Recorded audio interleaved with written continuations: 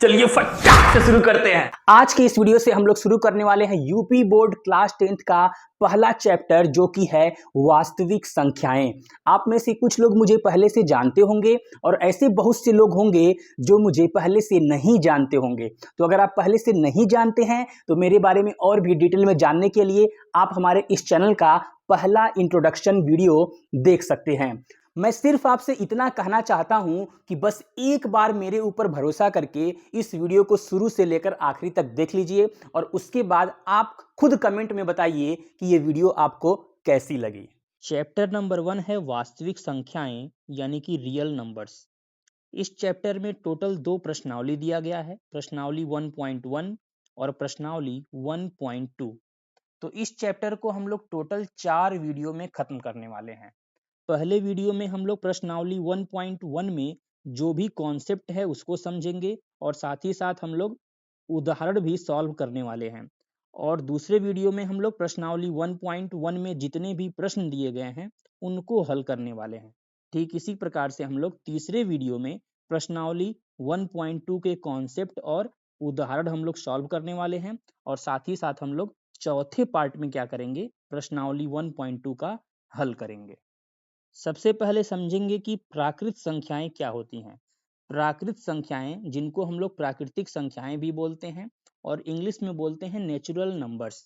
तो ऐसी संख्याएं जिनका इस्तेमाल हम लोग गिनती करने के लिए करते हैं उन्हीं को बोलते हैं प्राकृत संख्याएं। गिनती वाली संख्याएं जैसे कि 1, 2, 3, 4, 5, 6, 7, 8, 9, 10, 11, 12, 13 ऐसे ही ये आता ही रहेगा। जितनी भी गिनती वाली संख्याएं हैं वही हैं प्राकृत संख्याएं। अगर हम आपसे पूछें कि सबसे बड़ी प्राकृत संख्या बताओ, तो देखिए सबसे बड़ी प्राकृत संख्या, अब देखिए प्राकृत संख्या कभी खत्म ही नहीं होने वाला है। 5, 6, 7, 8, 9, 10, 11, 12, 13, 14 ये आता ही रहेगा, तो कभी खत्म होने वाला नहीं है। इसलिए हम लोग सबसे बड़ी प्राकृत संख्या नहीं बता सकते, लेकिन हम लोग क्या बता सकते हैं कि सबसे छोटी प्राकृत संख्या क्या होती है। तो सबसे छोटी प्राकृत संख्या होगी 1। तो 1 है सबसे छोटी प्राकृत संख्या। पूर्ण संख्याएं जिनको हम लोग बोलते हैं होल नंबर्स। अब पूर्ण संख्याएं क्या होती हैं, तो जितनी भी प्राकृत संख्याएं हैं वो सब की सब पूर्ण संख्याएं भी होती हैं। जैसे कि 1, 2, 3, 4, 5, 6, 7, 8, 9, 10 ये सब क्या है, पूर्ण संख्याएं हैं। इसके साथ ही साथ जीरो भी क्या होता है, एक पूर्ण संख्या होता है। तो अगर हम पूछें कि आपसे सबसे बड़ी पूर्ण संख्या बताओ, तो हम लोग नहीं बता सकते क्योंकि ये आगे आता ही जाएगा। तो सबसे बड़ी पूर्ण संख्या बता पाना संभव नहीं है, लेकिन क्या बता सकते हैं कि सबसे छोटी पूर्ण संख्या कौन सी है। तो सबसे छोटी पूर्ण संख्या होगी 0। देखिए 0 एक ऐसी संख्या है जो कि पूर्ण संख्या होती है लेकिन प्राकृत संख्या नहीं होती है। अब हम लोग समझेंगे पूर्णांक यानी कि इंटीजर्स। जितनी भी प्राकृत संख्याएं होती हैं जैसे 1, 2, 3, 4, 5, 6, 7, 8, 9, 10 ये सब क्या होती हैं, पूर्णांक भी होती हैं। और इसके साथ ही साथ 0 भी क्या होता है, एक पूर्णांक होता है। और जितनी भी प्राकृत संख्याएं हमने आपको बताई हैं, अगर इनमें हम लोग माइनस का इस्तेमाल कर लें जैसे कि -1, -2, -3, -4 ऐसे ही -5, -6, -7 आगे भी आता जाएगा, तो ये भी क्या होते हैं, पूर्णांक होते हैं। देखिए 1 से लेकर आगे तक जितनी भी संख्याएं आएंगी ये सब धनात्मक हैं, तो इनको हम लोग बोलते हैं धनात्मक पूर्णांक। धनात्मक पूर्णांक इंग्लिश में बोल सकते हैं पॉजिटिव इंटीजर्स। और ये -1, -2, -3, -4 आगे जितनी भी ये संख्याएं देख रहे हैं जिनमें माइनस का चिन्ह लगा हुआ है इनको हम लोग बोल सकते हैं ऋणात्मक पूर्णांक। और जीरो एक ऐसी संख्या है जिसको प्लस और माइनस से कोई मतलब नहीं होता है। तो जीरो न तो धनात्मक में आएगा और न तो ऋणात्मक में आएगा। अब देखिए जैसे जैसे हम लोग लेफ्ट से राइट की तरफ बढ़ते हैं वैसे वैसे संख्याएं बड़ी होती जाती हैं। ये संख्याओं का बढ़ता क्रम होता है, यानी कि जो संख्या सबसे लेफ्ट में होगी वो सबसे छोटी होगी, सबसे छोटी। और जो संख्या सबसे राइट में होगी वो सबसे बड़ी होगी। तो अगर हम आपसे पूछें कि सबसे बड़ा पूर्णांक कौन सा है, तो देखिए यहां पर तो हमने 4 तक लिखा है, लेकिन 4 के आगे भी ये आता ही जाएगा, 5 6 7 8 9 10 11 12 ये आता ही जाएगा, तो सबसे बड़ा पूर्णांक हम लोग नहीं बता सकते। सेम ऐसे ही अगर हम पूछें कि सबसे छोटा पूर्णांक बताओ, यहां पर जो हमने लिखा है वो -4 तक लिखा है, और -4 से छोटा होगा -5, और -5 से छोटा होगा -6, उससे छोटा होगा -7, -8, -9, -10। तो ये सबसे छोटा भी हम लोग नहीं बता सकते, ये कभी भी खत्म होने वाला नहीं है। तो यहां से हम लोग क्या क्या बता सकते हैं? तो यहां से हम लोग बता सकते हैं कि सबसे छोटा धनात्मक पूर्णांक क्या है। तो सबसे छोटा धनात्मक पूर्णांक होगा 1। जितना भी ये धनात्मक वाला है उसमें से सबसे छोटा है 1। तो यहां पर हम लिख देते हैं कि सबसे छोटा धनात्मक पूर्णांक क्या है, ये हो जाएगा 1। और क्या हम लोग बता सकते हैं? यहाँ पर ऋणात्मक पूर्णांक में देखिए सबसे लास्ट में आता है -1, सबसे राइट में अगर देखा जाए माइनस वाले में तो वो है -1। तो सबसे बड़ा हम लोग ऋणात्मक पूर्णांक बता सकते हैं, सबसे बड़ा ऋणात्मक पूर्णांक हो जाएगा -1। अब हम लोग समझेंगे कि गुणनखंड यानी कि फैक्टर क्या होता है। जैसे अगर हम आपसे पूछें कि 6 के गुणनखंड बताओ, तो हमको क्या सोचना चाहिए? हमको ये सोचना चाहिए कि 6 किन किन संख्याओं से पूरी तरह से कट जाएगा। तो 6 कटेगा 1 से, 1 से 6 बार में 6 आ जाएगा। ऐसे ही 6 कटेगा 6 से, 6 से 1 बार में 6 आ जाएगा। ऐसे ही 6 कट जाएगा 2 से, 2 से 3 बार में 6 आ जाता है। और ऐसे ही 3 से कट जाएगा 2 बार में। आप अपने हिसाब से भी सोच कर देख लीजिए कि इनके अलावा 6 और किसी संख्या से पूरी तरह से नहीं कटने वाला है। तो जिन जिन संख्याओं से 6 कट जाता है पूरी तरह से, यही कहलाता है 6 के गुणनखंड। तो 6 के गुणनखंड क्या क्या हो जाएंगे? 6 के गुणनखंड हो जाएंगे, 6 के गुणनखंड हो जाएंगे 1, 2, 3 और 6। ठीक ऐसे ही अगर हम पूछें आपसे कि 10 के गुणनखंड बताओ, तो 10 कट जाएगा 1 से, और 10 कट जाएगा 10 से, 10 कट जाएगा 2 से, और 10 कट जाएगा 5 से। तो यहाँ पर 10 के गुणनखंड क्या क्या हो जाएंगे? 10 के गुणनखंड हो जाएंगे 1, 2, 5 और 10। अब हम लोग समझेंगे कि अभाज्य संख्याएं यानी कि प्राइम नंबर्स क्या होते हैं। तो देखिए यहाँ पर हमने क्या लिखा है कि ऐसी संख्याएं जिनके अनिवार्य रूप से, इस पर गौर करिएगा, अनिवार्य रूप से दो गुणनखंड हो, अनिवार्य रूप से दो गुणनखंड हो। अब अनिवार्य का मतलब क्या होता है? अनिवार्य का मतलब होता है कि जो आवश्यक हो कि होना ही होना है। तो ऐसी जो भी संख्याएं हैं जिनके अनिवार्य रूप से दो गुणनखंड होने जरूरी ही जरूरी हैं, उनको हम लोग बोल देंगे अभाज्य संख्याएं। जैसे कि अगर हम पूछें कि दो किन किन संख्याओं से कटेगा, दो के कौन कौन से गुणनखंड हैं, तो दो कटेगा एक से, और दो कटेगा खुद दो से। आप सोच कर देख लीजिए, दो एक ऐसी संख्या है जो 1 से कट जाएगी और 2 से कट जाएगी, और किसी से पूरी तरह से ये नहीं कटने वाली है। तो यहाँ पर दो के कितने गुणनखंड हैं? दो के दो गुणनखंड हैं। पहला गुणनखंड है 1 और दूसरा गुणनखंड है 2। इसलिए जो संख्या 2 है वो एक अभाज्य संख्या है। अभाज्य संख्या कहलाने के लिए ये आवश्यक है कि दो गुणनखंड होने ही चाहिए, न तो दो से ज्यादा होना चाहिए और न तो दो से कम होना चाहिए। अनिवार्य रूप से दो ही गुणनखंड होने चाहिए। अब हम लोग 3 को भी बोल सकते हैं अभाज्य संख्या। क्यों भाई? क्योंकि 3 1 से कटेगा, 3 से कटेगा और किसी से नहीं कटेगा, तो 3 के भी दो गुणनखंड हो गए। ऐसे ही बहुत सारी अभाज्य संख्याएं हैं। 13 भी एक अभाज्य संख्या है, 13 कटेगा 1 से और खुद 13 से। ऐसे ही 17 भी एक अभाज्य संख्या है, 17 कटेगा 1 से और 17 से। यहाँ पर एक बात नोटिस करिए कि इन दो गुणनखंडों में एक तो 1 है। देखिए सबके पास 1 है, सबके पास क्या है 1 है, यानी कि हर एक संख्या 1 से तो कटती ही कटती है। यहाँ पर इन दो गुणनखंडों में क्या है, एक संख्या 1 है। और अगर दूसरी संख्या पे गौर करेंगे तो जो दूसरी संख्या है वो खुद वही संख्या है, यानी 2 2 से कटेगा, वैसे ही 3 3 से कटेगा, 13 13 से कटेगा, 17 17 से कटेगा, यानी कि जो दूसरा गुणनखंड है वो खुद वही संख्या है, खुद वही संख्या। अब हम लोग समझेंगे भाज्य संख्याएं यानी कि कंपोजिट नंबर्स, ऐसी संख्याएं जिनके 2 से अधिक गुणनखंड हो। अब 2 से अधिक का क्या मतलब है कि कम से कम 3 तो होना ही चाहिए, कम से कम 3 होना ही चाहिए, 3 से ज्यादा भी हो सकता है। जैसे कि 4। अब 4 एक ऐसी संख्या है जो 1 से तो कटेगी ही, 4 से कटेगी ही, और साथ में ये 2 से भी कट जाएगी। अब क्योंकि 4 के यहाँ पर 3 गुणनखंड हैं, इसलिए 4 एक भाज्य संख्या होगी।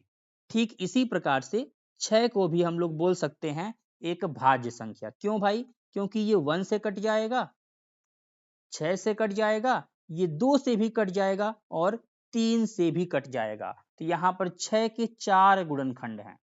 ऐसे ही अगर हम पूछें क्या 25 एक भाज्य संख्या है, तो भैया बिल्कुल है। क्यों है? क्योंकि ये 1 से तो कटेगा ही कटेगा, 25 से कटेगा ही कटेगा, और ये साथ में 5 से भी कट जाएगा। तो यहाँ पर भी 3 गुणनखंड हो गया, तो ये भी क्या हो जाएगा, भाज्य संख्या। अब यहाँ पर एक इंपॉर्टेंट प्रश्न बनता है कि 1 भाज्य संख्या है या अभाज्य संख्या है। अगर हम पूछें कि 1 का गुणनखंड बताओ, 1 का गुणनखंड, तो गुणनखंड बोले तो 1 किस संख्या से पूरी तरह से कट जाएगा? तो देखिए 1 कटेगा 1 से, तो यहाँ पर 1 का केवल एक ही गुणनखंड है, 1 का केवल एक ही गुणनखंड है 1। हमने आपको बताया था कि अभाज्य संख्याएं ऐसी संख्याएं होती हैं जिनके अनिवार्य रूप से 2 गुणनखंड तो होने ही चाहिए, 2 गुणनखंड होने ही चाहिए। और भाज्य किसको बोलते हैं? जिनके 2 से अधिक गुणनखंड होने चाहिए, 2 से अधिक गुणनखंड। अब क्योंकि 1 का केवल एक ही गुणनखंड है, इसलिए न तो ये भाज्य कहलाएगा और न तो ये अभाज्य कहलाएगा। तो आगे से आपको याद रखना है कि 1 एक ऐसी संख्या है न तो भाज्य न तो अभाज्य, 1 न तो भाज्य है और न अभाज्य। अब यहाँ पर इन 3 सवालों के हमको जवाब देने हैं। ये तीनों बहुत ही इंपॉर्टेंट सवाल है। सबसे छोटी अभाज्य संख्या क्या होती है? अब इसको समझाने के लिए हम यहाँ पर प्राकृत संख्याएं लिखेंगे। प्राकृत संख्याएं, प्राकृत संख्याएं क्या क्या थी? 1 2 3 4 5 6, ऐसे ही आता रहेगा। तो देखिए जो भी भाज्य और अभाज्य संख्याएं होती हैं वो प्राकृत संख्याओं में से ही आती हैं। तो हमारा पहला सवाल है सबसे छोटी अभाज्य संख्या। तो देखिए अभी हमने आपको बताया है कि 1 न तो भाज्य होता है और न ही अभाज्य होता है। 1 के बाद नंबर आता है 2 का, तो 2 होता है एक अभाज्य संख्या। हमने आपको बता रखा है कि 2 क्या होता है, एक अभाज्य संख्या होता है। तो सबसे छोटी अभाज्य संख्या क्या है? 2 है। इसके बाद जो ये तीसरा प्रश्न है सबसे छोटी भाज्य संख्या कौन सी है? अब देखिए 2 होता है अभाज्य, तो ये तो हो नहीं सकता। 3 भी होता है अभाज्य, तो ये हो नहीं सकता। तो कौन सा होगा भैया? ये होगा 4, क्योंकि 4 के 3 गुणनखंड संभव हैं। 4 1 से कटेगा और ये 4 से कटेगा और 2 से कट जाएगा। तो यहाँ पर 3 गुणनखंड आ चुका है, तो इसको हम लोग भाज्य बोल सकते हैं। तो सबसे छोटी भाज्य संख्या होती है 4, ये आपको याद रखना है। अब इसमें दूसरा प्रश्न है एकलौती सम अभाज्य संख्या। अब इस प्रश्न का जवाब देने के लिए हम थोड़ी सी बातें आपको बताएंगे। हम फिर से यहाँ पर प्राकृत संख्याएं लिख रहे हैं। तो देखिए इनमें से अगर हम लोग सम संख्याओं को छांट लें सम संख्याएं क्या होती हैं? ऐसी संख्याएं जो 2 से पूरी तरह से कट जाती हैं, जैसे कि 2, 4, 6, 8, 10, 12। ये सब ऐसी संख्याएं होती हैं जो कि 2 से कट जाती हैं। अब अगर हम पूछें कि इन सम संख्याओं में से कौन सी संख्याएं भाज्य हैं और कौन सी संख्याएं अभाज्य हैं, जैसा कि हम आपको पहले भी बता चुके हैं कि 2 होता है अभाज्य संख्या। क्यों? क्योंकि ये केवल 1 से कटेगा और 2 से कटेगा। इसके 2 गुणनखंड हैं अनिवार्य रूप से, इसलिए ये 2 क्या है? ये है अभाज्य संख्या। अब 2 के अलावा आप जितना भी देख रहे हैं, 4 हो, 6 हो, 8 हो, 10 हो, 12 हो, इस तरह की जितनी भी सम संख्याएं हैं, एक बात आप सोच कर देखिए कि जो भी ये संख्याएं हैं, ये 1 से तो कटेंगी ही कटेंगी, 1 से तो कटना ही कटना है, और इनको खुद से तो कटना ही कटना है, खुद से तो कटना ही कटना है। और क्योंकि ये सम संख्याएं हैं, तो ये सारी संख्याएं 2 से भी जरूर कटेंगी।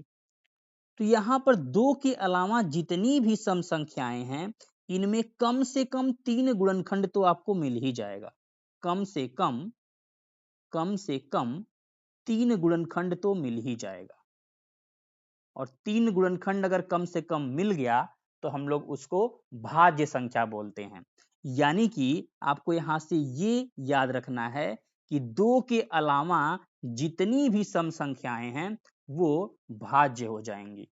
तो ये होंगी भाज्य संख्याएं। तो दुनिया में केवल एक ही सम संख्या है जो कि अभाज्य होता है। इकलौती सम अभाज्य संख्या क्या होती है? 2 होती है। 2 के अलावा जितनी भी सम संख्याएं हैं सब की सब भाज्य बन जाएंगी। तो इसीलिए हमने यहाँ पर सेकेंड वाले क्वेश्चन में लिखा था इकलौती सम अभाज्य संख्या। केवल एक ही सम अभाज्य संख्या होती है जो कि है 2।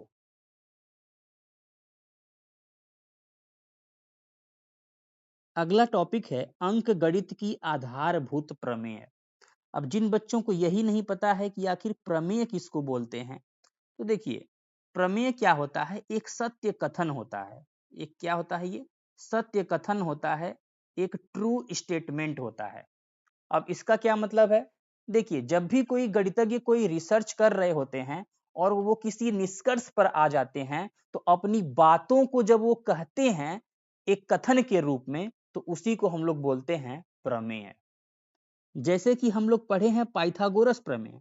पाइथागोरस प्रमेय क्या कहता है कि किसी समकोण त्रिभुज में अगर ये वाली भुजा ए हो, ये बी हो और कर्ण वाली भुजा सी हो, तो यहां से क्या निष्कर्ष निकाला गया कि कभी भी कोई भी समकोण त्रिभुज लेंगे तो कर्ण वाली भुजा का स्क्वायर बराबर ए स्क्वायर प्लस बी स्क्वायर, इस तरह से निकल के आता है। और ये जो कथन है ये एक सत्य कथन है हर एक समकोण त्रिभुज के लिए। तो इसी कथन को क्या बोल दिया गया? प्रमेय। तो जब भी कोई निष्कर्ष पे कोई गणितज्ञ आ जाते हैं तो अपनी बातों को एक कथन के जरिए दुनिया के सामने रखते हैं और उसी को हम लोग बोलते हैं प्रमेय। अब समझते हैं कि अंक गणित की आधारभूत प्रमेय में क्या बताया गया है। तो इसमें यह बोला गया है कि प्रत्येक भाज्य संख्या को अभाज्य संख्याओं के एक गुणनफल के रूप में व्यक्त किया जा सकता है। पहले हम लोग इतने बात का मतलब समझते हैं। तो इसको समझने के लिए हम यहाँ पर एक भाज्य संख्या ले रहे हैं 12, और 12 का हम करेंगे अभाज्य गुणनखंडन, यानी कि 12 को हम अभाज्य संख्याओं से काटते जाएंगे। तो 12 2 से कट जाएगा, 2 एक अभाज्य संख्या है, 2 से 6 बार में। फिर 2 से काट देंगे, 2 अभाज्य संख्या है, 2 से 3 बार में। फिर 3 से 1 बार में। तब तक हम लोग ऐसे करते रहते हैं जब तक कि लास्ट में 1 ना आ जाए। तो 12 के अभाज्य गुणनखंडन में 2 बार 2 आता है और एक 3 आता है। तो हम 12 को ऐसे लिख सकते हैं 2 गुणे 2 गुणे 3। आप यहाँ पर चेक भी कर सकते हैं, 2 में 2 का गुणा 4, 4 में 3 का गुणा 12। तो 12 यहाँ पर है भाज्य संख्या, तो हमने क्या किया? भाज्य संख्या को यहाँ पर अभाज्य संख्याओं के गुणनफल के रूप में व्यक्त कर दिया। तो उम्मीद करते हैं इतनी बात समझ में आ गई होगी। अब इसकी बाद वाली लाइन आपको ध्यान से समझना है। अब इसके बाद लिखा हुआ है कि यह गुणनखंडन अभाज्य गुणनखंडों के आने वाले क्रम के बिना, इस पर गौर करिएगा, आने वाले क्रम के बिना अद्वितीय होता है। देखिए अद्वितीय का मतलब क्या होता है? अद्वितीय का मतलब होता है जिसके जैसा कोई दूसरा न हो। अद्वितीय का मतलब केवल और केवल एक ही तरीका।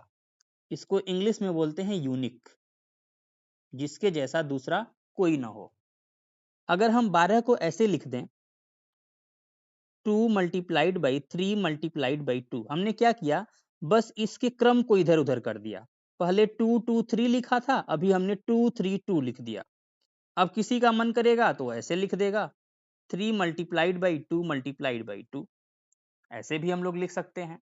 तो अगर हम लोग इन अभाज्य गुणनखंडों के क्रम पर ध्यान देते हैं तो यहाँ पर तो इसको लिखने का 3 तरीका दिखाई दे रहा है, 3 तरीका। लेकिन अगर हम लोग क्रम पर ध्यान न दें तो तीनों का मतलब सेम होगा। क्यों होगा भाई? क्योंकि देखिए संख्याओं का अगर कॉम्बिनेशन देखेंगे तो तीनों ही तरीकों में संख्याएं नहीं बदली हैं। देखिए पहले वाले में 2 बार 2 है और 1 बार 3 है, और दूसरे वाले में भी 2 बार 2 है और 1 बार 3 है, और तीसरे वाले में भी 2 बार 2 है और 1 बार 3 है। तो संख्याएं नहीं बदली हैं, केवल हम लोग इनके क्रम को बदल दिए हैं, किसी को पहले लिख दिए हैं, किसी को बाद में लिख दिए हैं। तो यहाँ पर यही बात लिखा हुआ है कि यह गुणनखंडन अभाज्य गुणनखंडों के आने वाले क्रम के बिना अद्वितीय होता है। यानी कि अगर हम लोग इसके क्रम पर ध्यान न दें, संख्याओं के क्रम पर ध्यान न दें, तो ये अद्वितीय होता है, यानी कि इसको लिखने का केवल एक ही तरीका होता है। तो क्रम पर ध्यान न दें तो ये 3 तरीका न होकर एक ही तरीका है, क्योंकि संख्याएं नहीं बदली हैं। 12 को हम लोग जब भी लिखेंगे तो हमको 2 बार 2 और 1 बार 3 लिखना ही पड़ेगा। एक बार आप खुद से सोच कर देख लीजिए, क्या 2 2 एंड 3 के अलावा कोई भी अभाज्य संख्याओं के कॉम्बिनेशन से गुणा करके आप क्या 12 ला पाएंगे? अगर किसी के दिमाग में आ रहा हो कि हम 6 गुणे 2 लिख देंगे तब भी 12 आ जाएगा, तो भैया यहाँ पर 2 तो अभाज्य संख्या है लेकिन 6 अभाज्य संख्या नहीं है। तो यहाँ पर आपको अभाज्य गुणनखंडन के जरिए ही 12 लाना है, तो यहाँ पर 6 नहीं चलेगा। ऐसे ही अगर कोई सोच रहा हो कि हम 4 गुणे 3 लिख देंगे, तो देखिए 3 तो अभाज्य है लेकिन 4 अभाज्य नहीं है, तो ये भी नहीं चलेगा। तो अभाज्य गुणनखंड के रूप में जब भी आप लिखेंगे तो इसको लिखने का केवल और केवल एक ही तरीका है, 2 बार 2 लिखना पड़ेगा और 1 बार 3 लिखना पड़ेगा। इसी को आप ऐसे भी लिख सकते हैं, क्योंकि 2 आ रहा है 2 बार, तो 2 के पावर में 2 लिख सकते हैं और मल्टीप्लाइड बाई 3, ऐसे भी इसको आप लिख सकते हैं। तो इन दोनों का मतलब एक ही है, अलग अलग मतलब नहीं है। अंक गणित की आधारभूत प्रमेय पर आधारित ये एक उदाहरण दिया गया है। इसमें बोला गया है कि संख्याओं 4 टू दी पावर n पर विचार कीजिए, जहां पर n एक प्राकृत संख्या है। कह रहा है कि जांच कीजिए कि क्या n का कोई ऐसा मान है जिसके लिए 4 टू दी पावर n अंक शून्य पर समाप्त होता है। अब शून्य पर समाप्त होने का क्या मतलब है? जैसे कि मान लीजिए एक हम संख्या लिखें 320, तो ये जो संख्या है हम बोल सकते हैं कि ये शून्य पर समाप्त हो रही है। लास्ट में क्या है? शून्य है, यानी कि ये शून्य पर समाप्त हो रही है। ऐसे ही अगर एक संख्या लिखें 80, तो लास्ट में ये शून्य पर समाप्त हो रही है। तो हमको ये पता करना है कि क्या 4 टू दी पावर n कभी शून्य पर समाप्त होगी, जहां पर n क्या है?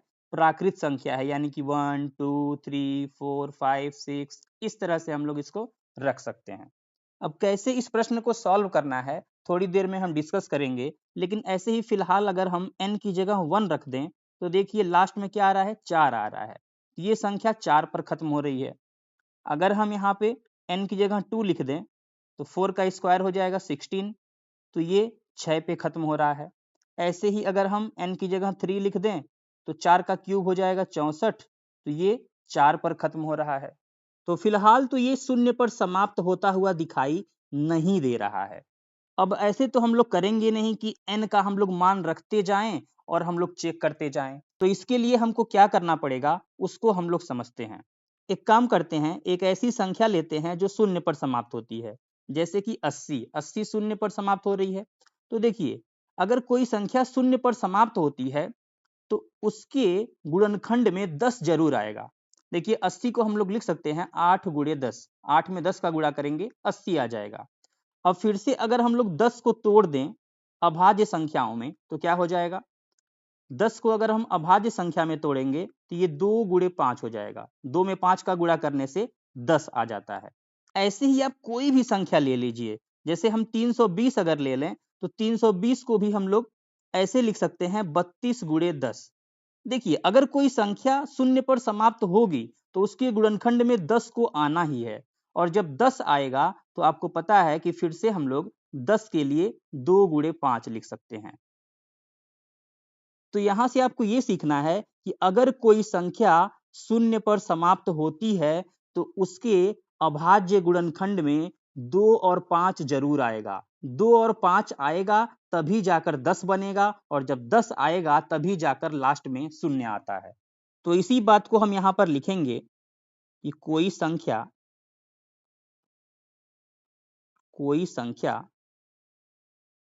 शून्य पर तभी समाप्त होता है जब उसके अभाज्य गुणनखंड में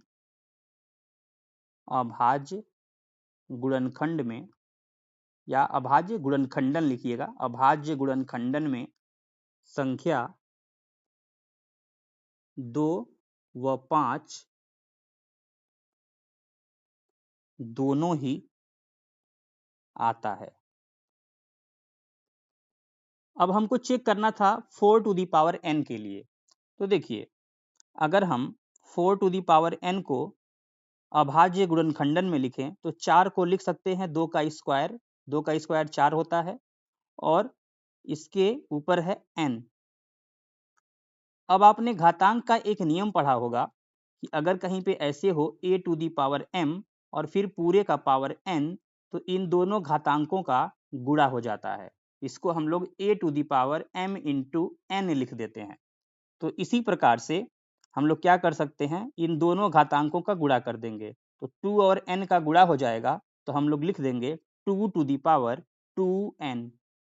अब इसमें हम n की जगह कोई भी प्राकृत संख्या रख लें, इसमें कभी भी 5 नहीं आने वाला है। 5 तो हवा में से उड़कर आएगा नहीं। अगर हम n की जगह 1 रख देंगे तो 2 इंटू 1 ये हो जाएगा 2 का पावर 2। अगर हम n की जगह 2 रख देंगे तो 2 इंटू 2 यानी 2 का पावर 4। अगर हम n की जगह 3 रख देंगे तो 2 इंटू 3 यानी 2 का पावर 6। तो n की जगह कोई भी प्राकृत संख्या रख लीजिए, इसमें केवल अभाज्य गुणनखंड के रूप में 2 ही शामिल है, 5 इसमें कभी आ ही नहीं सकता। तो एग्जाम में आपको कैसे लिखना है, हम लिखेंगे अंक गणित की आधारभूत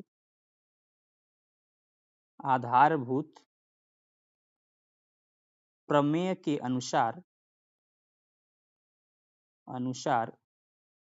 4 टू दी पावर n का अद्वितीय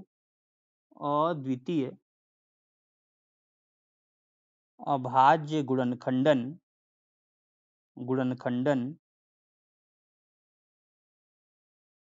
2 टू दी पावर 2n है, जिसमें संख्या 2 आता है परंतु संख्या 5 नहीं आता है। देखिए 2 तो आ रहा है लेकिन 5 नहीं आता है। तो हमने बोला था कि शून्य पर तभी समाप्त होगी जब 2 और 5 दोनों ही आ जाए। अब क्योंकि 5 नहीं आ पा रहा है इसलिए किसी भी n के लिए यह शून्य पर समाप्त नहीं होगी। तो हम लास्ट लाइन क्या लिख देंगे, अतः किसी भी n के लिए 4 टू द पावर n अंक शून्य पर समाप्त नहीं होता है। तो इस तरह से एक्सप्लेन करके आपको एग्जाम में लिख देना है। अब देखिए, छोटी छोटी संख्याओं के अभाज्य गुणनखंडन के लिए जरूरी नहीं है कि आप हमेशा ऐसे डिवाइड करके ही करें। इसके लिए आपके दिमाग में कोई भी ऐसी संख्या आ जाए जिसका गुणा करके 12 आ सकता है, तो उसको आप ऐसे ही लिख दीजिए। जैसे 6 में 2 का गुणा करने से 12 आ गया। फिर इसमें से देखिए, जो भी भाज्य संख्याएं हैं उनको फिर से तोड़िए। जैसे 6 है तो 6 को हम लोग तोड़ सकते हैं 2 गुणे 3 में, और पहले से 2 था तो उसको भी हम लोग लिख लेंगे। तो 2 बार 2 आ गया तो 2 के पावर में 2 और फिर 3। अब जैसे मान लीजिए 18 का करना है, तो किसी के दिमाग में आ गया कि 9 गुणे 2 लिख सकते हैं। अब देखिए, यहाँ पर 9 क्या है, अभिभाज्य संख्या है, तो 9 को लिख सकते हैं 3 इंटू 3, और 2 पहले से था, अब 2 को भी लिख लेंगे। अब 3 इंटू 3 2 बार आ गया तो 3 का स्क्वायर इंटू 2। किसी के दिमाग में ऐसे भी आ सकता था कि 6 में 3 का गुणा करेंगे तब 18 आएगा। फिर से 6 क्या है, एक भाज्य संख्या है, तो इसको फिर से तोड़ दीजिए 2 और 3 में। 2 में 3 का करेंगे 6 आ जाएगा। 3 पहले से था उसको भी लिख लेते हैं, 2 हो जाएगा, और 3 आ रहा है 2 बार। तो देखिए, दोनों का मतलब एक ही है। अब मान लीजिए 80 के लिए आपको करना है, तो 8 में 10 का गुणा कर देंगे तो 80 आ जाता है। अब 8 के लिए आप अगर लिखें 2 मल्टीप्लाइड बाई 2 मल्टीप्लाइड बाई 2, 2 दूना 4 दूना 8, और 10 के लिए क्या हो जाएगा, 10 के लिए हो जाएगा 2 गुणे 5, तो 2 आ रहा है यहाँ पर 4 बार, तो 2 के पावर में 4, और 5 आ रहा है एक बार, तो 5 को ऐसे ही लिख सकते हैं। तो इस तरीके से भी आप तोड़ तोड़ के भी कर सकते हैं। अब देखिए, यहाँ पर हमको ये सीखना है कि 2 से कटने वाली संख्या का रूप कैसा होगा। अगर कोई संख्या 2 से कट रही है तो वो कुछ ऐसी दिखाई देगी, 2 गुणे पूर्णांक। 2 के साथ कोई भी पूर्णांक हो, वो 2 से कटने वाली संख्या होगी। कहने का मतलब ये है, जैसे कि मान लीजिए हम 2 गुणे यहाँ पर कोई भी पूर्णांक लिख दे 5, तो क्या ये संख्या 2 से कटेगी? तो हाँ, बिल्कुल कटेगी। जैसे ही 2 से काटेंगे, 2 से 2 निपट जाएगा, 5 बच जाएगा। ऐसे ही अगर पूछें कि 2 गुणे 3 गुणे 5, क्या ये संख्या 2 से कटेगी? तो देखिए, अब देखिए यहाँ पर भी क्या है, 2 के साथ यहाँ पर एक पूर्णांक बन जाएगा। 3 गुणे 5 से क्या बन जाएगा, 15, जो कि एक पूर्णांक है। तो जब इसको आप 2 से काटेंगे तो 2 से 2 निपट जाएगा, 3 गुणे 5 यानी कि 15 बच जाएगा।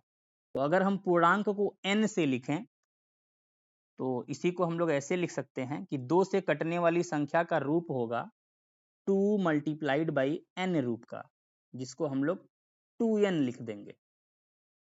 ऐसे ही 3 से कटने वाली अगर कोई संख्या है तो वो 3n के रूप की होगी, 3 गुणे पूर्णांक। ऐसे ही अगर 6 से कटने वाली संख्या है तो 6n के रूप की होगी। ऐसे ही अगर 10 से कटने वाली संख्या है तो 10n के रूप की होगी। जैसे कि अगर मान लीजिए कहीं लिखा हुआ है 2 गुणे 3 गुणे 5 गुणे 7, हम आपसे पूछें क्या ये 10 से कट जाएगी? तो देखिए, अब आप ढूंढिए क्या इसमें आप 10 बना सकते हैं? तो देखिए, 2 और 5 मिला के 10 बन जाएगा। तो 2 और 5 मिला के 10 बन गया। अब 10 के साथ यहाँ पर जो भी बचा हुआ है, 10 के साथ क्या बचा हुआ है, 3 बचा है, 7 बचा है, 3 बचा है, 7 बचा है। तो देखिए, अब क्योंकि 10 आ चुका है तो 10 गुणे पूर्णांक बन गया, तो ये 10 से जरूर कटेगा। अब हमको बताना है कि क्या ये जो संख्या लिखी हुई है ये भाज्य है। तो देखिए, इसको हम एक बार लिख लेते हैं, 2 गुणे 3 गुणे 39 गुणे 7 प्लस 5 गुणे 7। अब देखिए, यहाँ से यहाँ तक गुणा हो रहा है तो ये एक साथ माना जाएगा। फिर 5 और 7 का गुणा हो रहा है, ये दोनों एक साथ माना जाएगा। तो इसमें देखिए 7 है, इसमें भी 7 है, तो हम लोग 7 को कॉमन कर सकते हैं। जब 7 को कॉमन करेंगे तो पहले वाले में बचेगा 2 3 और 39, 2 3 और 39, प्लस दूसरे वाले में बचेगा 5। अब देखिए ये ब्रैकेट में जो भी लिखा हुआ है इसको जब हम लोग सॉल्व करेंगे तो हमको एक पूर्णांक ही मिलेगा। यहाँ पर हम लिख सकते हैं कि ये 7 गुणे पूर्णांक के रूप का है, यानी कि जो भी संख्या दी गई है वो 7 से जरूर कटेगी। और आपको एक बात तो पता ही है कि कोई भी संख्या 1 से और खुद से जरूर कटती है। तो ये जो संख्या है 1 से कटेगी ही कटेगी, खुद से कटेगी ही कटेगी और इसके साथ कम से कम 7 से तो जरूर कटेगी, यानी कि कम से कम 3 गुणनखंड तो हमको मिल गया। तो इसलिए ये क्या हो जाएगा, भाज्य हो जाएगा। तो यहाँ पर हम लिख सकते हैं चूंकि यह संख्या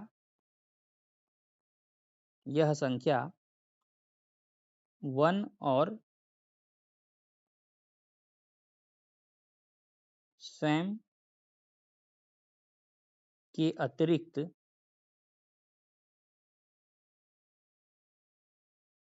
7 से भी विभाजित है, अतः यह एक भाज्य संख्या है। अब हम लोगों को सीखना है अभाज्य गुणनखंडन विधि द्वारा HCF और LCM निकालना। अब बहुत से बच्चों को HCF और LCM निकालने तो आता है, लेकिन वो HCF और LCM का मतलब क्या होता है वही नहीं जानते हैं। तो सबसे पहले हम लोग किस तरह से HCF और LCM निकालते हैं ये सीखेंगे और फिर आगे चलकर इसी वीडियो में हम आपको बताने वाले हैं कि आखिर एक्चुअल में HCF और LCM का मतलब क्या होता है। तो इसको सीखने के लिए हम 12 और 18 का HCF और LCM निकालने वाले हैं। तो बिल्कुल बेसिक से बताएंगे। इसके लिए हम लोग 12 का और 18 का अभाज्य गुणनखंडन कर लेंगे। तो 12 के लिए हम लोग करेंगे 2 से काटेंगे 6 बार में, फिर 2 से काटेंगे 3 बार में और 3 से कट जाएगा 1 बार में। ऐसे ही 18 के लिए करेंगे 2 से 9 बार में, फिर 9 कट जाएगा 3 से 3 बार में और फिर 3 कट जाएगा 3 से 1 बार में। तो 12 को हम लोग ऐसे लिख सकते हैं, यहाँ पर देखिए 12 वाले में 2 बार 2 आता है और फिर 3 आता है, तो इसको लिख देंगे 2 बार 2 और उसके बाद 3। अब यहाँ पर 2 आ रहा है 2 बार, तो इसी को 2 के पावर में 2 और 3 अकेला है तो 3 के पावर में 1, ऐसे भी लिख सकते हैं। अब 18 के लिए लिखेंगे तो 18 वाले में देखिए 1 बार 2 आता है और 2 बार 3 आता है, तो इसको लिखेंगे 1 बार 2 और 2 बार 3। अब इसमें 2 अकेले है तो 2 के पावर में 1 और यहाँ पर देखिए 3 2 बार है तो इसको लिख देंगे 3 का स्क्वायर। अब हम लोग पता करेंगे 12 और 18 का HCF। अब देखिए HCF के लिए क्या करना होता है, हमको देखना होता है कि ऐसी कौन सी अभाज्य संख्याएं हैं जो दोनों के ही पास हैं। तो संख्या 2 दोनों के ही पास है। अब जो दोनों के पास है अब उसमें देखेंगे कि किस पर कम घात है, छोटी घात किस पर है। तो दोनों में देखेंगे नीचे वाले में 2 पर घात 1 है और ऊपर वाले में 2 का घात 2 है। तो जो कम घात वाला होता है उसको लिख लेते हैं। सेम ऐसे ही देखिए ऊपर वाले में भी 3 है और नीचे वाले में भी 3 है, तो 3 भी कॉमन में है। तो इसमें से भी क्या करेंगे, छोटी घात वाले को उठा लेंगे। तो जो भी अभाज्य संख्या दोनों में होती है उसमें से छोटी घात को उठा लेते हैं। तो हम लोग यहाँ पे लिख देंगे 3 का पावर 1। तो दोनों का गुणा करेंगे तो आ जाएगा 6। तो यहाँ पर HCF हो जाएगा 6। अब हम लोग पता करेंगे LCM। अब LCM के लिए क्या करते हैं, LCM के लिए बस आपको ये देखना होता है कि जिन भी संख्याओं का आप LCM निकाल रहे हैं उनके अभाज्य गुणनखंडन में कौन कौन सी संख्या आ रही है। जैसे आप अगर 12 वाला देखिए चाहे 18 वाला देखिए, दोनों को मिलाकर देखिए कौन कौन सी संख्या है। तो एक संख्या है 2 और दूसरी संख्या है 3। अब जो भी संख्या रहती है दोनों को मिलाकर उसमें से बड़ी घात वाला उठा लेते हैं। 2 वाले में बड़ा घात है 2 का पावर 2 और 3 वाले में बड़ा घात है 3 का पावर 2, तो इन दोनों को ही उठा लेंगे। तो 2 का पावर 2 और 3 का पावर 2। अब 2 का पावर 2 हो जाएगा 4 और 3 का पावर 2 हो जाएगा 9। तो 4 का 9 में करेंगे तो हो जाएगा 36। तो एचसीएफ और एलसीएम के लिए क्या क्या देखना होता है, इसको हम एक बार यहाँ पर लिख देते हैं। तो देखिए, एचसीएफ पता करते समय क्या करते हैं, सबसे पहले हम लोग देखते हैं कि कौन सी ऐसी अभाज्य संख्याएं हैं जो सभी के पास है, यानी कि उभयनिष्ठ हैं। उभयनिष्ठ अभाज्य संख्या देखते हैं, उभयनिष्ठ अभाज्य संख्याओं, और उसमें से छोटी घात वाला, उभयनिष्ठ अभाज्य संख्याओं के छोटी घात का गुणनफल, जो सभी के पास हो और छोटी घात वाला हो, उसका गुणा करते हैं।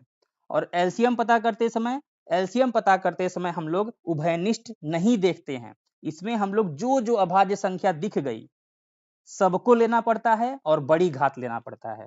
तो उभयनिष्ठ शब्द यहाँ पर नहीं आएगा। इसमें जो जो अभाज्य संख्या दिख गई, जो जो अभाज्य संख्या दिख गई सबकी बड़ी घात उठा लेंगे।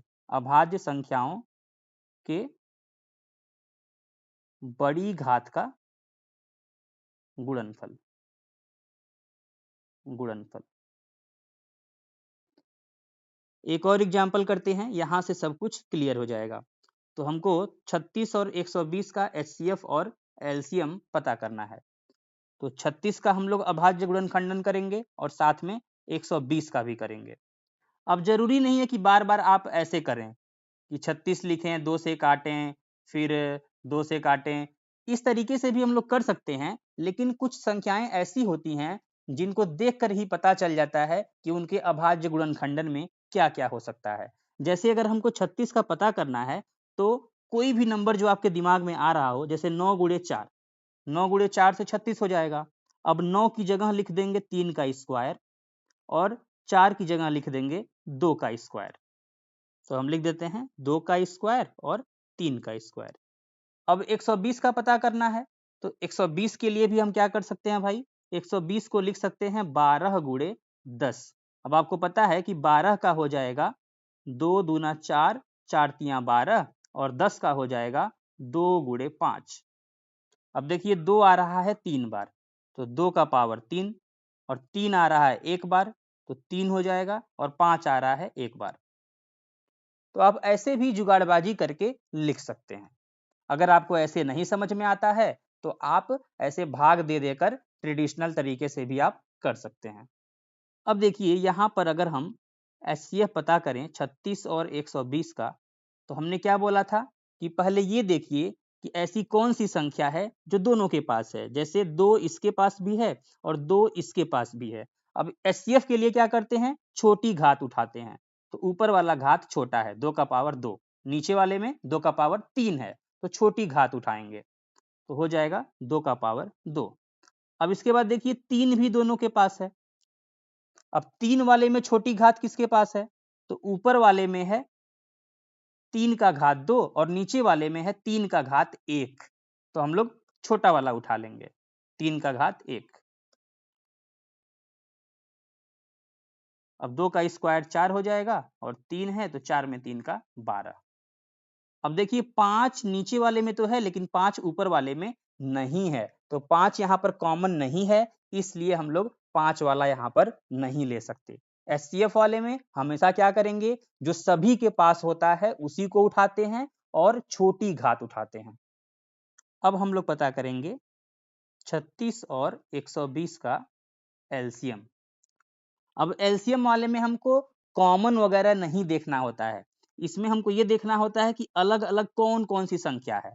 तो आप देखेंगे अलग अलग इसमें एक संख्या 2 है, एक संख्या 3 है और एक संख्या 5 है।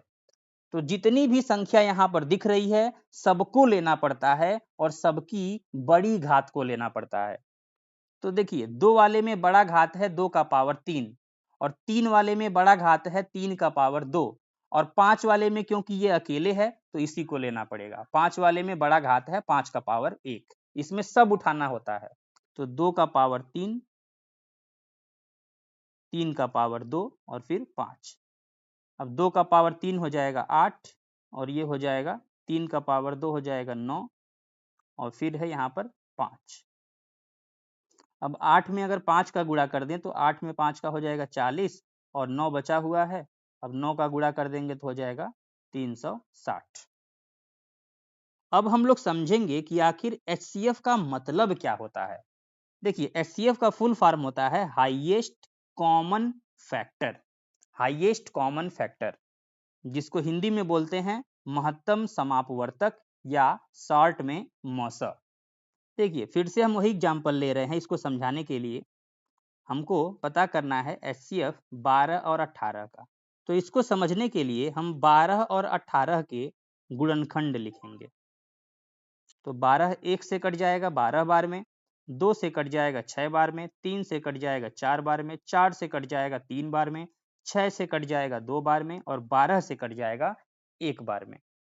सेम ऐसे ही अगर 18 के लिए लिखें, ये कट जाएगा 1 से 18 बार में, 2 से 9 बार में, 3 से 6 बार में, 6 से 3 बार में, 9 से 2 बार में और उसके बाद 18 से 1 बार में। अब अगर हम लोग पता करें कि 12 व 18 में उभयनिष्ठ गुणनखंड कौन कौन से हैं। उभयनिष्ठ गुणनखंड यानी कि कॉमन फैक्टर। कॉमन फैक्टर, तो देखिए 1 दोनों के पास है तो 1 एक कॉमन फैक्टर हो जाएगा, 2 भी दोनों के पास है ये भी कॉमन फैक्टर हो जाएगा, 3 भी हो जाएगा कॉमन फैक्टर और इसके साथ साथ 6 भी हो जाएगा कॉमन फैक्टर। तो यहाँ पर अगर हम कॉमन फैक्टर लिखें तो 1 है, 2 है, 3 है और 6 है। अब अगला सवाल ये है कि इन उभयनिष्ठ गुणनखंडों में सबसे बड़ा वाला गुणनखंड कौन सा है। तो सबसे बड़ा वाला गुणनखंड है 6। तो 6 कॉमन फैक्टर भी है और सबसे बड़ा कॉमन फैक्टर है। तो इसी को हम लोग बोलते हैं HCF यानी कि हाईएस्ट कॉमन फैक्टर। तो 12 और 18 का 12 और 18 का हाईएस्ट कॉमन फैक्टर यानी कि HCF क्या होगा, वो 6 होगा। अब अगला सवाल ये है कि आखिर ये 6 बताता क्या है। तो देखिए 6 एक ऐसी सबसे बड़ी संख्या है जिससे 12 भी कट जाएगा और 18 भी कट जाएगा। तो HCF से हमेशा हमको क्या मिलता है, वो सबसे बड़ी संख्या मिलती है जिससे दी गई संख्याएं पूरी तरह से कट जाती हैं। आप सोच कर देखिए कि 6 से बड़ी आप कोई भी संख्या नहीं ढूंढ पाएंगे जिनसे 12 और 18 दोनों ही कट जाए। यहाँ पर हम लिख देते हैं कि HCF से क्या मिलता है। HCF से सबसे बड़ी संख्या मिलती है, सबसे बड़ी संख्या मिलती है जिससे दी गई संख्याएं पूरी तरह से कट जाती हैं। कट जाती हैं, सिंपल लैंग्वेज में लिख देते हैं, कट जाती हैं। अब हम लोग समझेंगे कि आखिर एलसीएम का मतलब क्या होता है। एलसीएम का फुल फॉर्म है लिस्ट कॉमन मल्टीपल, जिसको हिंदी में बोलते हैं लघुत्तम समापवर्त्य या लस। अब इसके लिए भी वही सेम एग्जांपल ले रहे हैं। 12 और 18 का हम लोग एलसीएम पता करेंगे बिल्कुल बेसिक तरीके से, ताकि इसका हम लोग मतलब समझ सकें। तो देखिए इसके लिए हम लिखेंगे 12 और 18 के गुणज। गुणज को इंग्लिश में बोलते हैं मल्टीपल। तो 12 के गुणज और 18 के गुणज। अब देखिए गुणज का मतलब क्या होता है। गुणज का मतलब है कि 12 का पहाड़ा पढ़ते जाइए। जैसे 12 एकम 12, 12 दूना 24, 12 तिया 36, 12 चौके 48, 12 पच्चीस 60, 12 छके 72। इसी तरह से आगे भी आता रहेगा। ऐसे ही हम लोग 18 के अगर गुणज लिखें, 18 कम 18, 18 दूना 36, 18 तिया 54, 18 चौके 72, 18 पचे 90। ऐसे ही ये भी आता रहेगा। अब इन गुणजों में देखेंगे कि कौन कौन से गुणज कॉमन है। जैसे 36 दोनों में आ रहा है। अब 36 के बाद देखेंगे तो 72 दोनों में आ रहा है। ऐसे ही अगर हम लोग आगे भी लिखेंगे तो आगे भी कुछ न कुछ कॉमन मिलता रहेगा।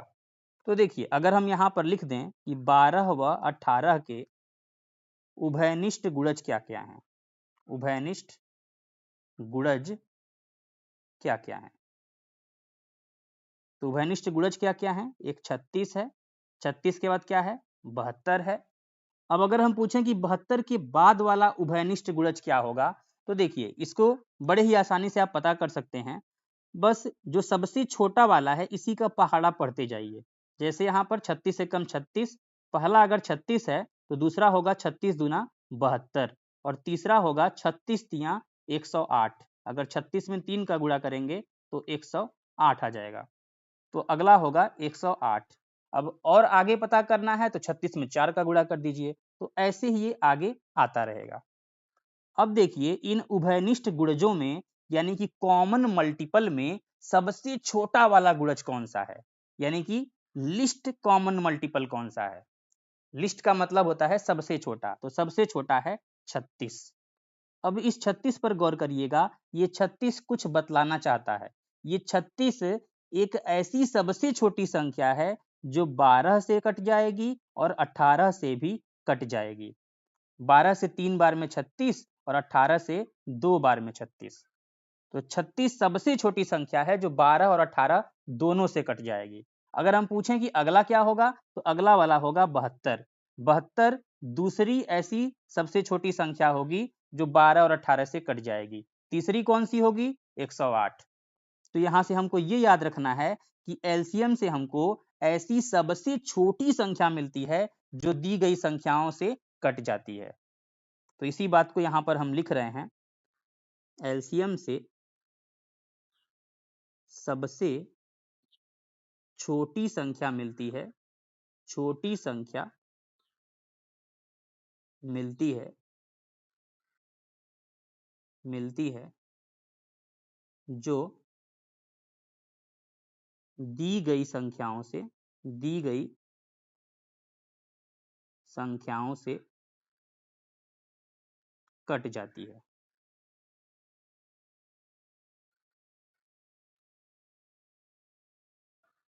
तो दोनों बातों को आपको ध्यान में रखना है कि एचसीएफ से हमको सबसे बड़ी संख्या मिलती है जिससे दी गई संख्याएं कट जाती हैं, और एलसीएम से हमको सबसे छोटी संख्या मिलती है जो दी गई संख्याओं से कट जाती है।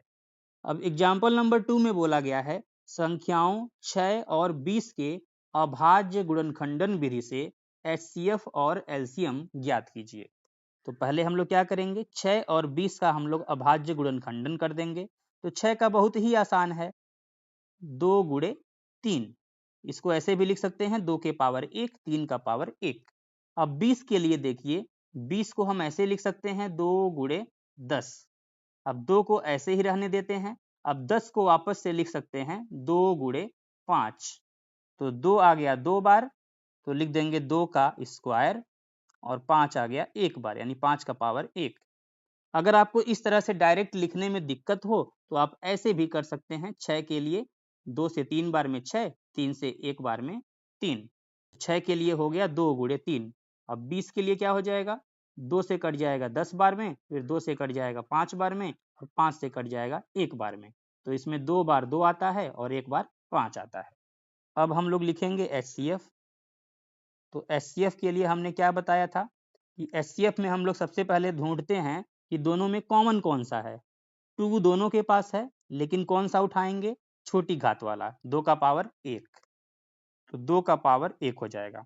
इसके बाद ऊपर वाले में 3 है लेकिन नीचे वाले में नहीं है, और नीचे वाले में 5 है लेकिन ऊपर वाले में नहीं है, और कुछ कॉमन नहीं है 2 के अलावा। तो इसका जो एचसीएफ होगा वो 2 होगा। अब हम लोग निकालेंगे एलसीएम। तो एलसीएम के लिए क्या करते हैं कि जो जो संख्या आपको दिख रही है उसमें से बड़ी घात वाला उठा लीजिए। तो 2 में बड़ी घात है 2 का पावर 2, 3 में बड़ी घात है 3 का पावर 1, और 5 में बड़ी घात है 5 का पावर 1। तो इसमें हम लोग 2 का पावर 2 उठाएंगे, 3 का पावर 1 उठाएंगे, और 5 का पावर 1 उठा लेंगे। 2 का स्क्वायर 4 हो जाएगा, और बाकी 3 और 5 है। तो 4 में 3 का 12, 12 पचे 60। इसके बाद हम लोग कर लेते हैं एग्जाम्पल नंबर 4। इसमें 3 संख्याएं दी गई हैं, 6, 72 और 120। इसका हम लोग को अभाज्य गुणनखंडन विधि द्वारा एचसीएफ और एलसीएम पता करना है। तो 6 के लिए लिख देंगे 2 का पावर 1, 3 का पावर 1। अब 72 के लिए क्या हो जाएगा भाई, अब थोड़ा खुरापात करके अगर निकाल दें तो देखिए 72 है, तो 72 मेरे दिमाग में आ रहा है 8 और 9 का अगर गुणा कर देते हैं तो 72 हो जाता है। और 8 का होता है 2 का पावर 3 और 9 का होता है 3 का पावर 2। तो 72 की जगह लिख देंगे 2 का पावर 3 और 3 का पावर 2। अगर आपको ऐसे समझ में नहीं आ पाता है तो आप ऐसे काट कर भी कर सकते हैं। 2 से कट जाएगा 36 बार में, फिर 2 से कट जाएगा 18 बार में, फिर 2 से कट जाएगा 9 बार में, और फिर 3 से कट जाएगा 3 बार में, और फिर 3 से कट जाएगा 1 बार में। तो 3 बार 2 आ गया, 2 बार 3 आ गया। अब अगला है 120। तो 120 को अगर हम जुगाड़ से करें तो ये 12 गुणे 10 हो जाएगा। अब 12 को लिख सकते हैं 2 दूना 4, 4 तियाँ 12, और 10 के लिए लिख सकते हैं 2 गुणे 5। तो 2 आ गया 3 बार, तो 2 का पावर 3, और 3 आता है 1 बार, 3 का पावर 1, और 5 आता है 1 बार, तो 5 का पावर 1।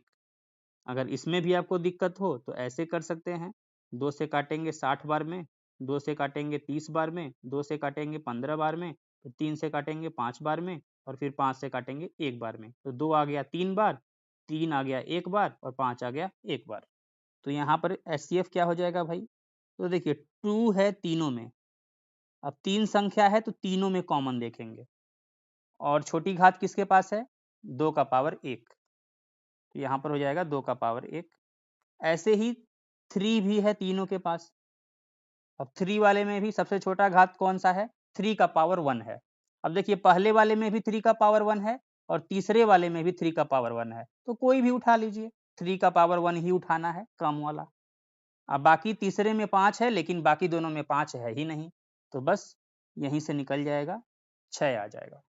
अब एलसीएम के लिए क्या करेंगे भाई?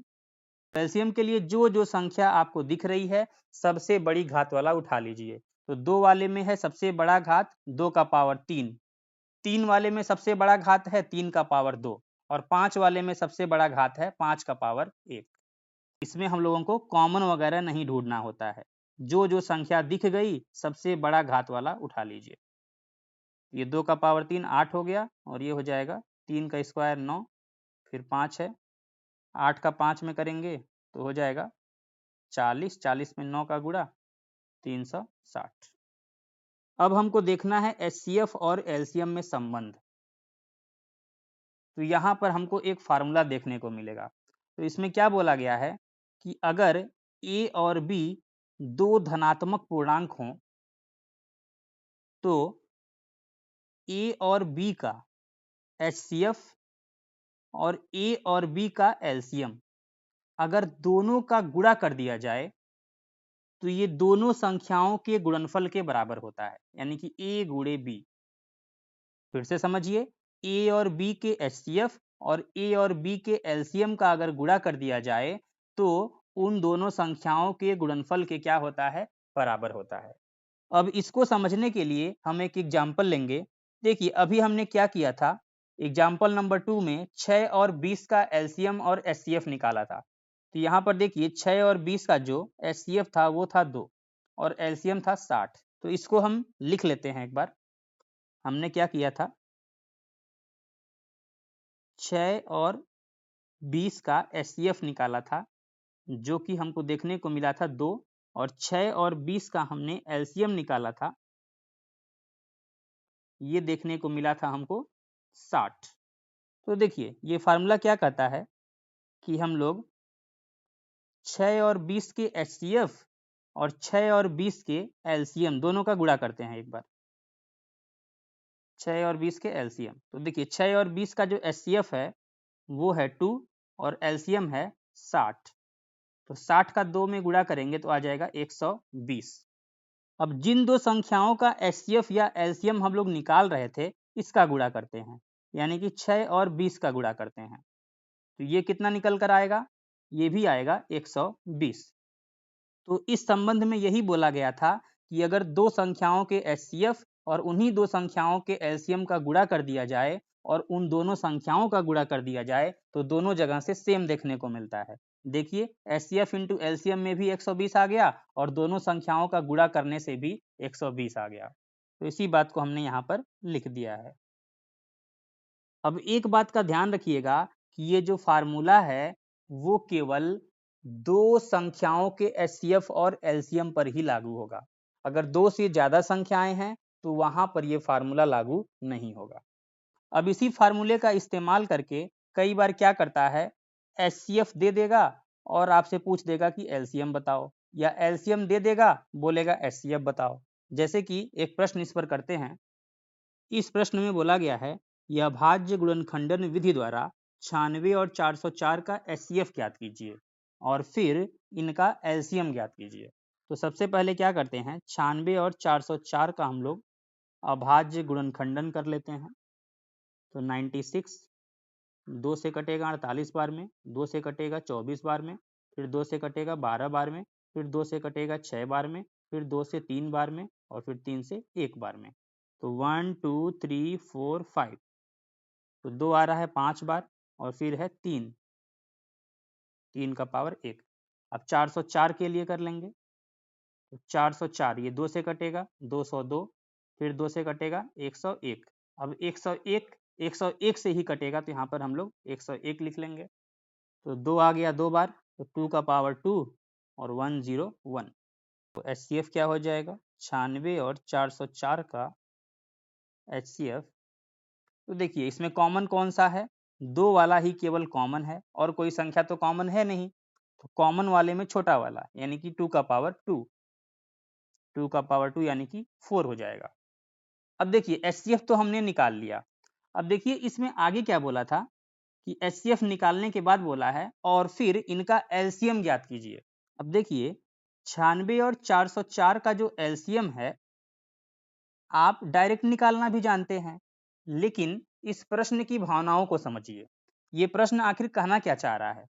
अगर आपसे ये डायरेक्ट निकलवाना चाहता कि 96 और 404 का एलसीएम भी बता दो, तो ये प्रश्न कुछ ऐसे लिखा रहता कि 96 और 404 का एचसीएफ तथा एलसीएम ज्ञात कीजिए। ये ऐसे डायरेक्ट लिख दिया होता, लेकिन इसने डायरेक्ट नहीं लिखा है, इसने पार्ट बाय पार्ट लिखा है कि 96 और 404 का एचसीएफ ज्ञात कीजिए और फिर इनका एलसीएम ज्ञात कीजिए। अब जो ये फिर लगा दिया है ना, अब यहीं से मामला गड़बड़ हो जाता है। तो इस फिर का मतलब ये है कि जो आपने एचसीएफ निकाला है उसकी सहायता से इनका एलसीएम निकालिए। तो अभी जो हमने आपको फार्मूला बताया था उसकी सहायता से आपको निकालने को बोला गया है। तो हमने फार्मूला बताया था कि अगर दो संख्याओं का एचसीएफ और इन्हीं दोनों संख्याओं के एलसीएम का गुणा कर दिया जाए तो इन दोनों संख्याओं के गुणनफल के बराबर होता है, 96 गुणे 404। और अभी अभी हमने एचसीएफ वाला पार्ट निकाल लिया है। एचसीएफ कितना है, 4। तो एचसीएफ वाले की जगह 4 लिख देंगे। 4 इंटू एलसीएम ऑफ 96 एंड 404, ये कुछ ऐसे हो जाएगा। अब इस 4 को हम लोग दूसरे पक्ष में भेजेंगे तो ये भाग में चला जाएगा। तो यहाँ से जो एलसीएम होगा 96 और 404 का, ये कुछ ऐसा हो जाएगा, 96 गुणे 404 और बटे में 4। अब 4 से अगर 404 को उड़ा दिया जाए तो आ जाएगा 101। एलसीएम ऑफ 96 एंड 404 क्या हो जाएगा, 96 का 101 में मल्टीप्लाई कर देंगे तो 96 का 1 में 96 9 बचेगा, 96 का 0 में 0 तो 9 आ जाएगा, 96 का 1 में 96, तो 96 96। अब आप नीचे कमेंट सेक्शन में बताइए कि ये वीडियो आपको कैसी लगी और आगे ही ऐसे ही और भी वीडियोस देखने के लिए आप हमारे इस चैनल को सब्सक्राइब करके जुड़ सकते हैं और इस वीडियो को ज़्यादा से ज़्यादा अपने दोस्तों को शेयर करिए ताकि और भी लोगों तक हमारा ये चैनल पहुंच सके और भी बच्चों की मदद हो सके। अब आपके लिए प्रश्न है कि आपको क्या करना है, नीचे कमेंट सेक्शन में 32 और 48 का एचसीएफ और एलसीएम लिख देना है। तो चलिए मिलते हैं अगली वीडियो में।